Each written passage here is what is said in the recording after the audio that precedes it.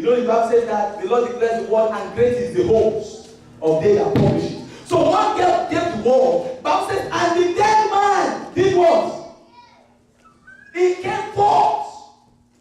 Now I know that many of you, your Bible is different from mine. And the Bible says when he came forth, and everybody embraced him. Yay! Is that what they did? Everybody was doing what? Even though he's out, but why can't they embrace him? Because he was what? Wrath. I can't just imagine that. Imagine somebody has been dead. Now this is dead man. Bible says, and he that was dead came forth, and he was wrapped. Even though he was wrapped, but he came forth anyway. Because we expect somebody that is coming forth to walk, but he wasn't walking. He was bound, but yet he found his way. If you tie somebody's hand now, and for them to walk, they may start losing their balance. They'll say, well, I need my hand for what? For balance. Even though it seems to have no balance. But when he heard the voice of the master, he came forth. Because the Bible says that when the hills heard the voice of him that sits upon the throne, they melt. So the dead cannot stay back. Bible says he that was there came forth, but nobody embraced it. And that's why that song, I don't so much like the song. Because after your blessing is out, if that blessing is useless to you, it won't be useful to anybody. Listen to me. Anything that if your blessing is useless to you, it cannot what be useful to the people around you. That's why I say that love your neighbor as whom? As yourself. Anything that you cannot enjoy, don't think people around you will enjoy. And if you look at our devotion, one says that any love that cannot be shared is what? It's too small in the real place anyway.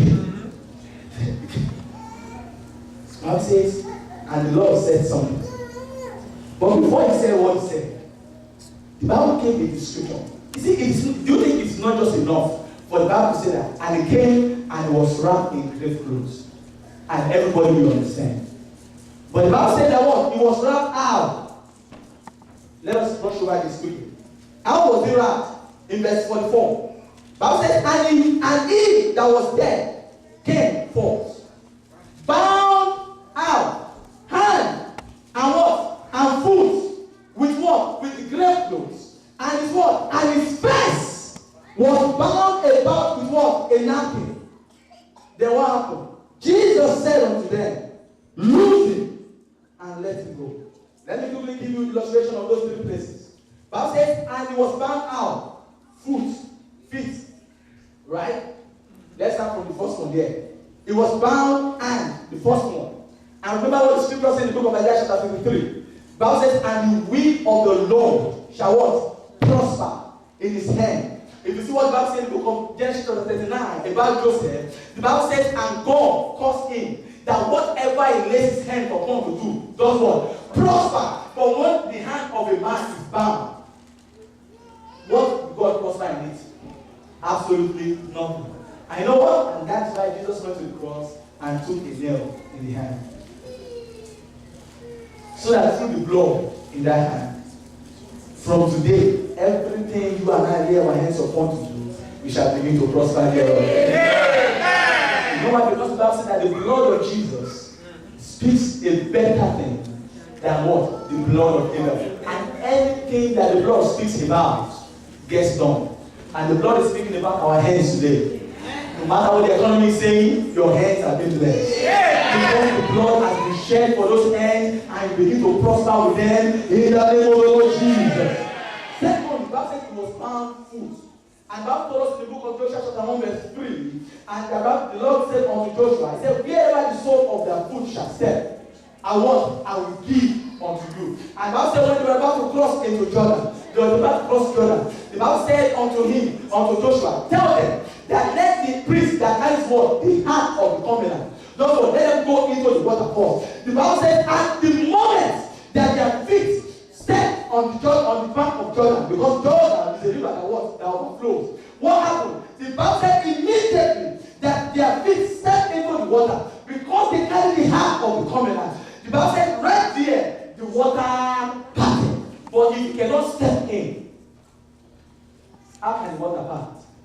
And many of us have been confronted with Jordan. You see, Jordan overflows. And so many bad things are overflowing to our lives. It's flowing from family, friends, to us, flowing from neighbors, flowing from this. But the Bible says the Lord is about to step in. Because the ark of the Lord represents the presence of God. And that's why the Lord Jesus took a nail in the leg too. So that from therefore, because the blood was shed through the leg too, whatever and wherever you step your feet, you begin to walk to possess. And somebody is about to begin to step into some things now. And what you begin to step into, they are great things. Because I'm not going to settle for less. I'm not going to settle for anything that is lower than what God has planned for me. And that's why I stand to say, from today I begin to walk in. I begin to step in. I begin to step in. But if God can just show it to me, I will walk into it. Because meditation of this is there. And the blood has been shed. There will always be a way. And the last one, Bible says, and the right thing on his face. And remember what the Bible says in the book of Psalms. The Bible says that Paul, it says, for the oil shall make his face shine. See, listen. Men, there was a research that was done, even if I ask you now. When you see a woman, what's the first thing you want to look at? The face. Where is beauty? Oh, wait, there. You know, because you can still remember when you are dying, when everything click, But the face was what? Now, the beauty of his life, the glory. You see, you can see a man that doesn't have a hand and can still go. The hand will be like this and can see, get done. You can see a woman that the leg is like this and you can see what? You can still move on. But when you see one that doesn't have a face, and she start walking and there's no face, no eyes, no nose, nothing. Esther, you see people believing God. I don't tell me, don't what I'm believing God for you. Just I trust this Baba. You use the Holy Bible to do what? To flush them out. I will put you in the name of where you think goes. And that's how the world has come in of us. We don't have faces. They are good great clothes. And everywhere they see us, they see what? Tell. And you wonder why they are looking for bachelors for a job and you have master and they refuse to give you. Because the moment you walk in, everybody just start hitting. Do you think it was funny that people that were about 14 for an interview and the number 1, 2, 3, 13 go, nobody stood up. And the moment you walk in, everybody has to use the bathroom. And they're using the bathroom, they're not coming back. I wonder what the result, I want to call, what is the result of the interview? They already give you the result right there. Because the moment you walk in, what they can see is great. It's a room. Who even have, in fact, do you know when some people have that interview, they go and look for the person that even submitted their interview paper. What is wrong with you? Can't you have eyes to see? Say, but sir, he has the master. Say, master, what? Because it is spiritual. But you know what the Bible says? The Bible says when Jesus was going to the cross in Matthew chapter 26, the Bible says what they did to him? They spat on his face. They struck him on his face. And when he received that thorn, that kind of thorn upon his head, what happened? The blood covered that face. And the blood is speaking. Because where you have been rejected, you are about to be accepted. The same people that said forget about him, they are about to say, please go and look for him. Because you know what? The blood is the power to speak. Shall we?